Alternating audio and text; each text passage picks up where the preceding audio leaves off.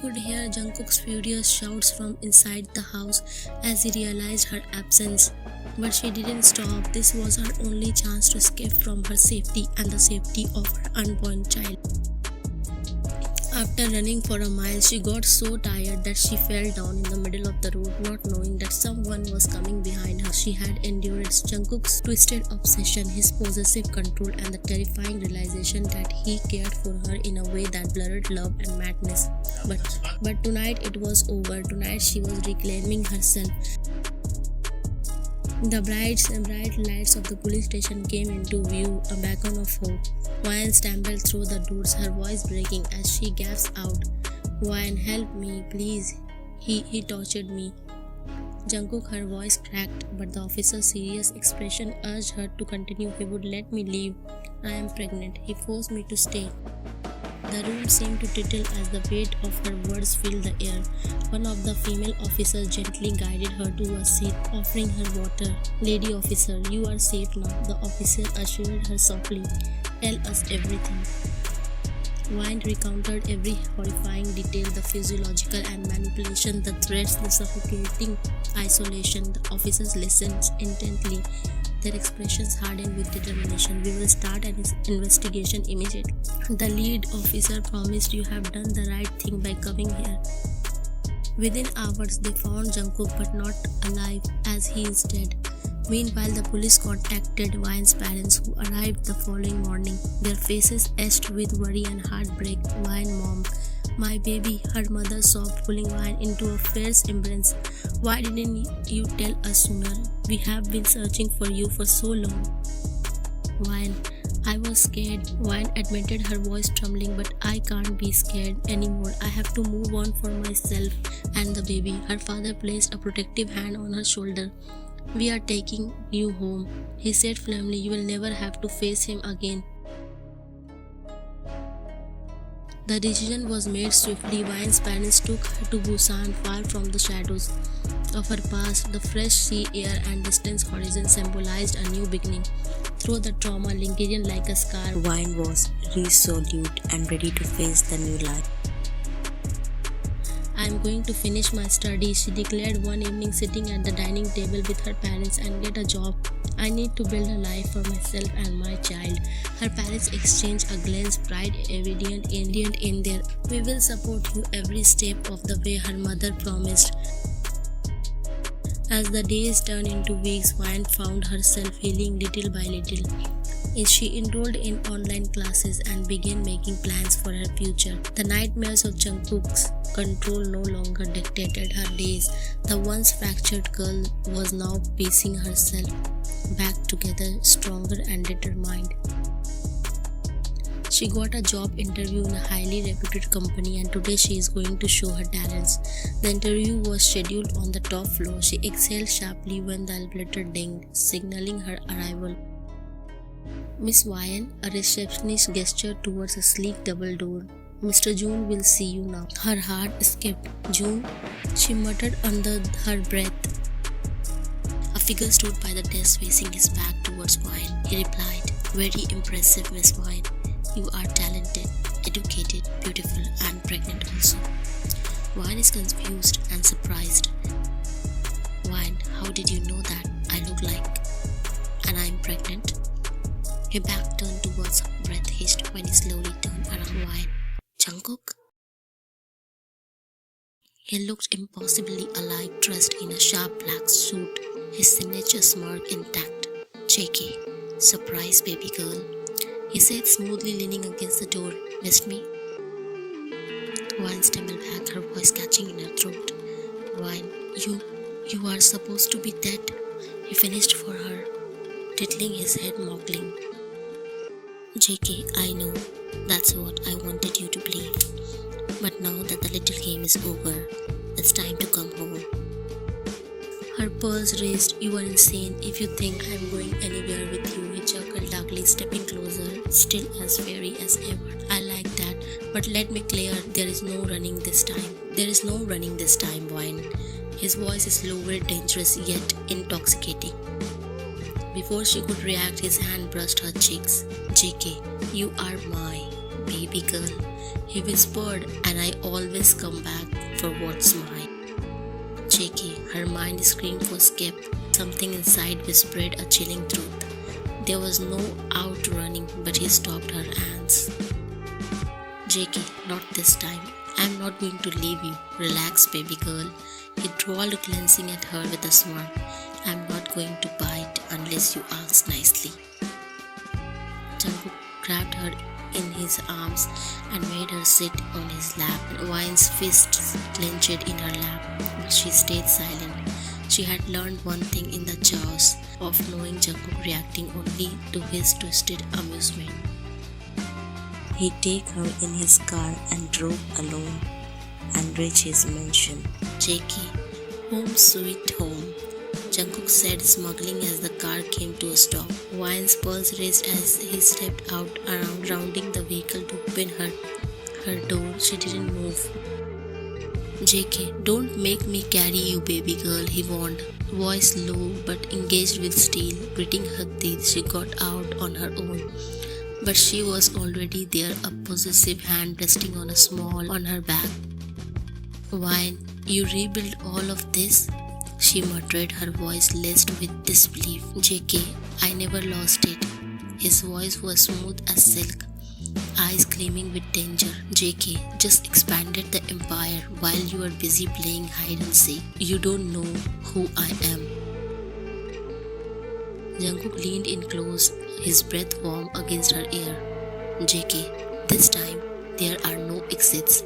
Why, no secrets, no games.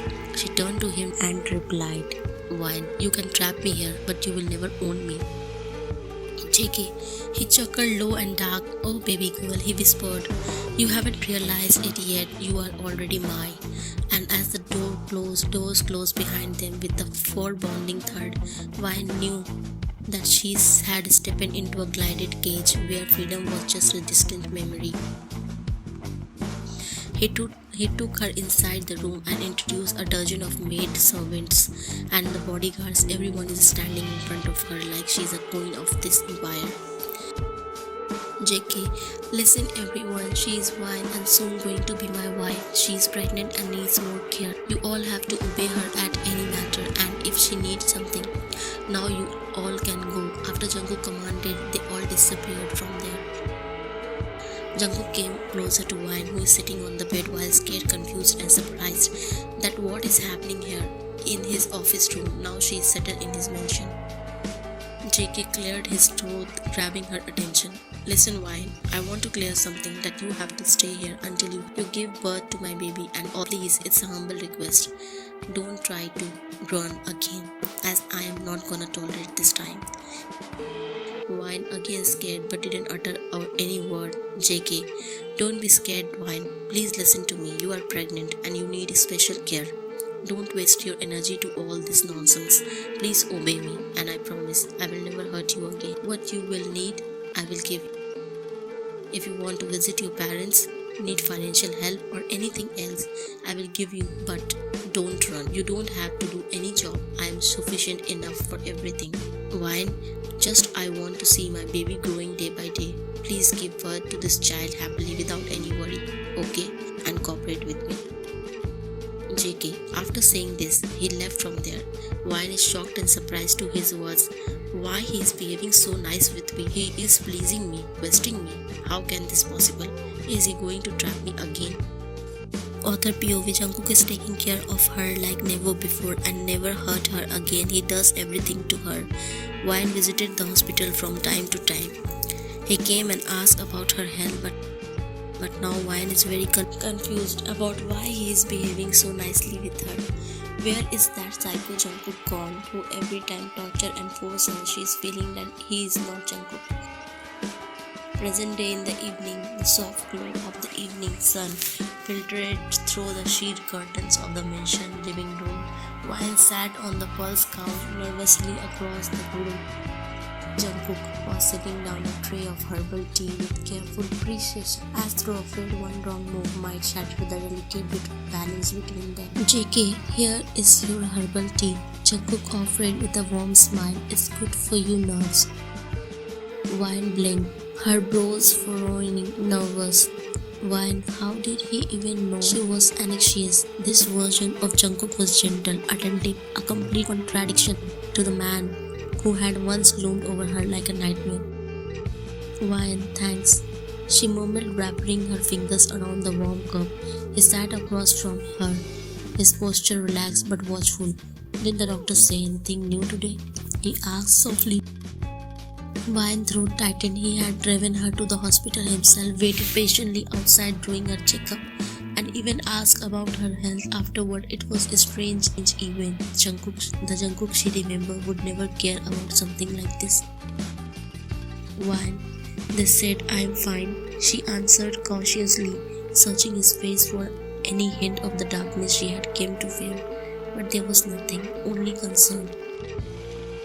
He nodded in satisfaction, flickering in his eyes. "JK, good, you need to rest more, so I can help with that." Wine help? The word sounded foreign coming from him. Wine set the cup down, unable to suppress the groaning suspicious in her chest any longer.